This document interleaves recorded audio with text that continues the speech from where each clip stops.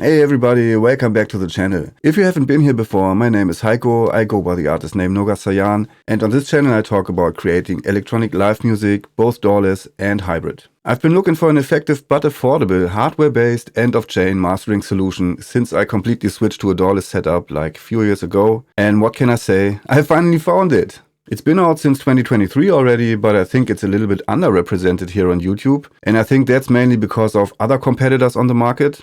But I really would highly suggest to give it a look. It's totally worth it. So here's the Endorphines Golden Master Pedal.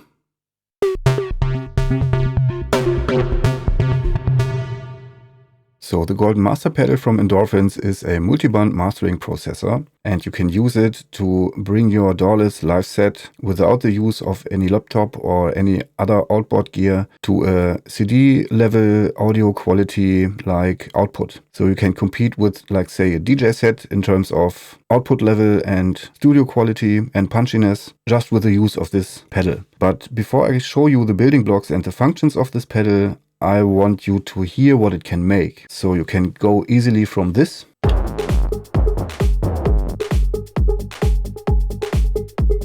to this.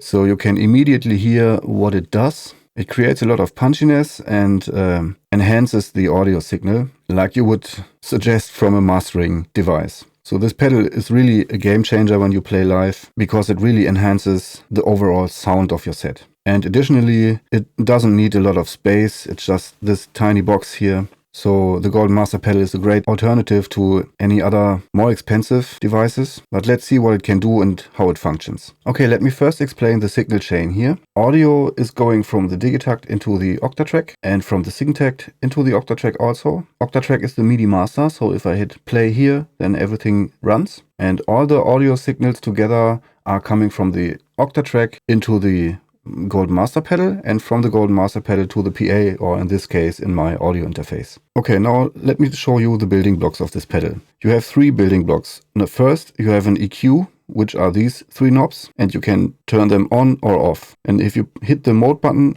you can toggle to the next building block, which is a multi-band compressor. And it's a compressor for these three bands. So you can compress the low end, you can compress the mid band and the high band. Then if you hit mode again, you can go to the mid-side effect. So this is like a stereo enhancement, a stereo widening effect. And for this also, you can choose which one of these bands you want to go into the stereo field a little bit more, or you could like make your basses completely mono. So that's really a nice tool. And things like volume, threshold and the input gain are overall. So you could start with the EQ. Let me first reset this. So if you hold the mode button and hold it, then it gets resetted. And now you won't hear any changes if I enable this pedal.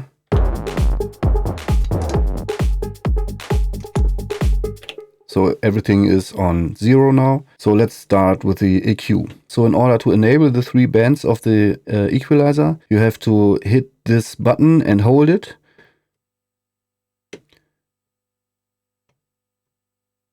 Now you can work with the three bands. And what's nice about this, you can use it as a performance effect because these acts as kill buttons like on a DJ mixer.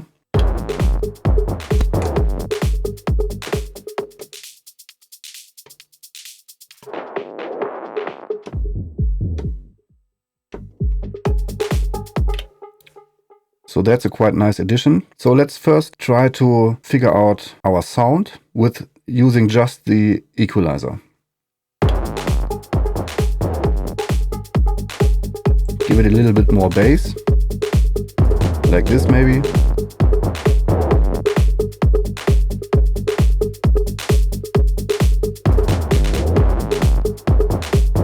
Okay, let's say this is alright for now. You can hear the difference.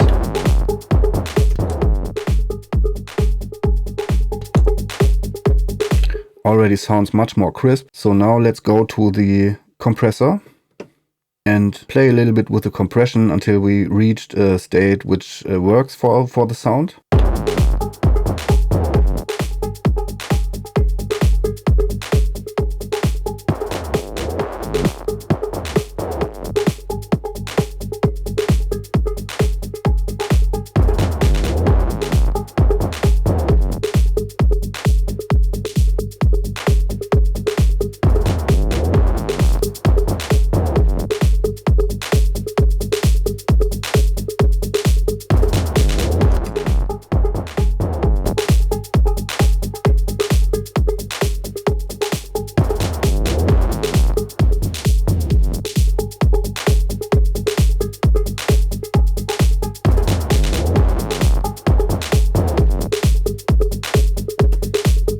will now go back to the equalizer because I feel like I have too much highs in here.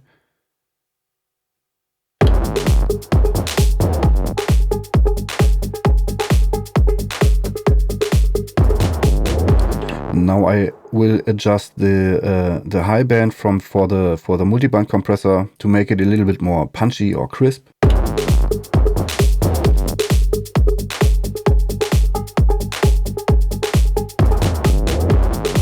Maybe like this. Now I will adjust the threshold. Let's overdo it.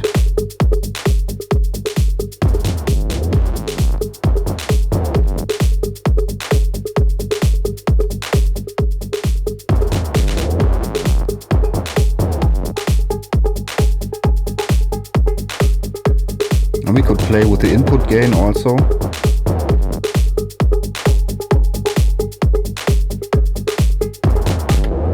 Okay, now let's switch to the mid-side enhancement effect here. And for this I would choose my bass to be mono. So I can go all the way counterclockwise with the low band. So now all the bass is being mono. And for the other bands I will try to find the sweet spot.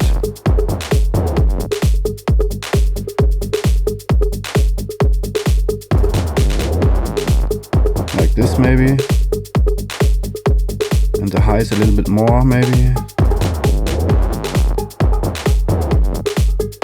Okay.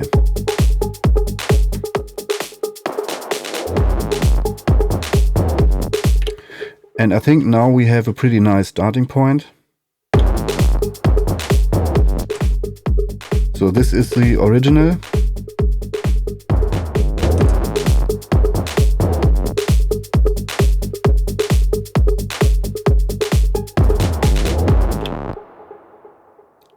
I think that already sounds pretty nice and pretty punchy and powerful. You can save your preset if you press this button and hold it.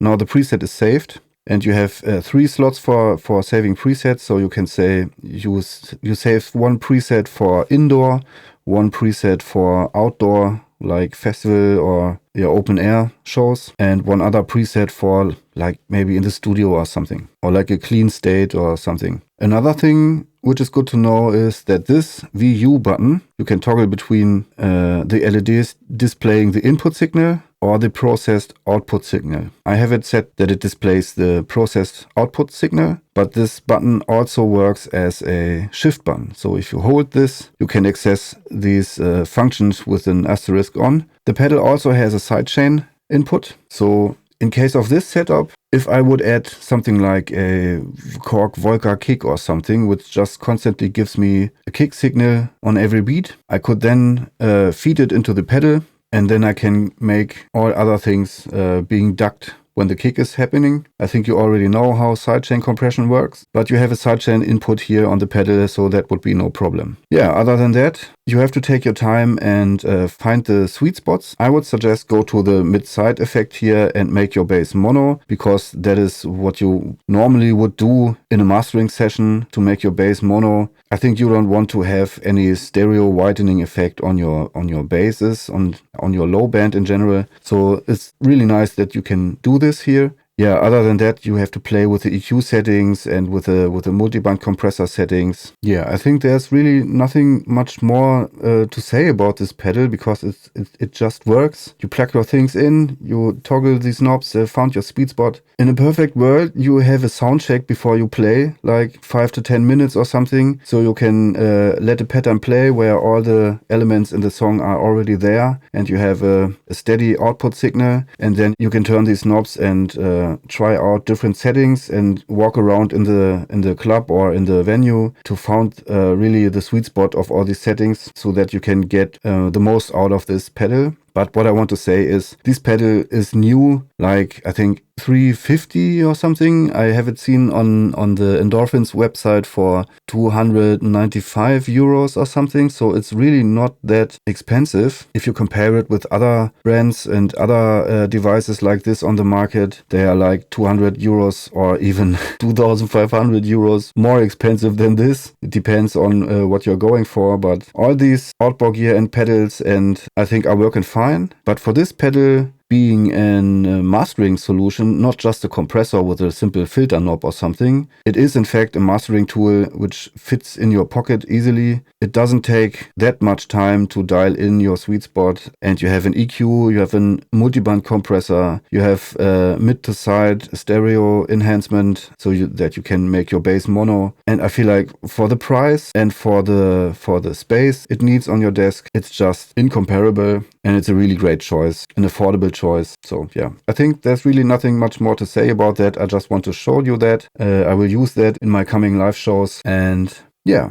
So yeah, this was the last episode before the almighty Super Booth. Hey, I can't wait to be there. It would be super cool to meet some of you guys over there in Berlin. I think next Thursday. I'm curious about what new gear I'm gonna find there, and if some brands are releasing new stuff there as always, I think. So last year, for example, I was able to test the Oxymeta module before it was officially released, so that was pretty nice. I'm also hoping that Ableton will release a new update for the Move with like external MIDI clock in, and I will also check out the Akai booth for the MPC3. So let's see what they have on the table. And I've never done anything like that before, but I will try to capture the vibe and film a little like reportage or documentation for you guys to give you a few insights into the Super Booth 25. So let's see if I can do it. I'm gonna be there all 3 days, so I hope to see some of you guys over at Super Booth this year. Also be sure to come back next Saturday. You might see me wasted but hyped. So yeah, as always, thanks for watching. Stay creative, stay independent. Take care. Bye.